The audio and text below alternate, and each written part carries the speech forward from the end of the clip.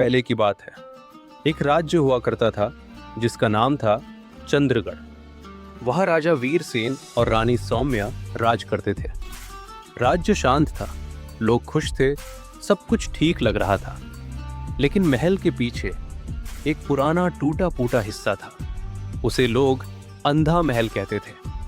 कोई वहां जाता नहीं था क्योंकि कहते थे जो सूरज ढलने के बाद वहां गया वो कभी वापस नहीं आया। एक रात रानी सौम्या अपने कमरे की खिड़की से बाहर देख रही थी।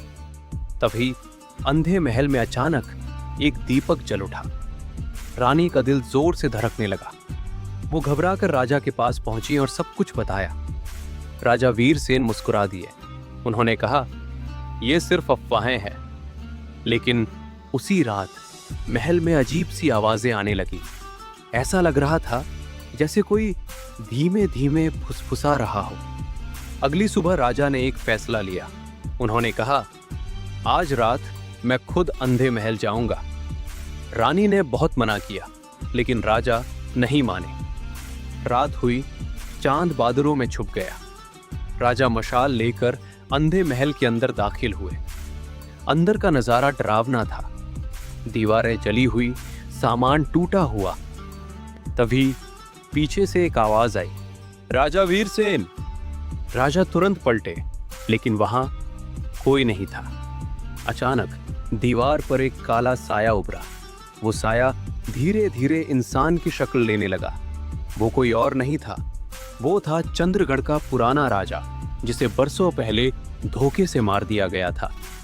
उस साये ने कहा, इस राज्य की नींव खून पर रखी गई है और हर राजा को इसकी कीमत चुकानी होगी।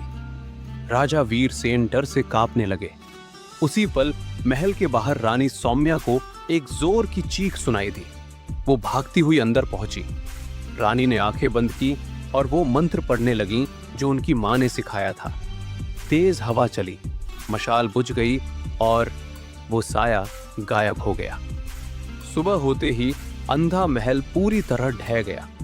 राजा और रानी बच गए लेकिन उस दिन के बाद उन्होंने उस जगह पर कभी कोई महल नहीं बनने दिया। आज भी लोग कहते हैं, अगर चंद्रगढ़ में रात को हवा अचानक ठंडी हो जाए तो समझ लेना अंधे महल की आत्मा अब भी वहीं है।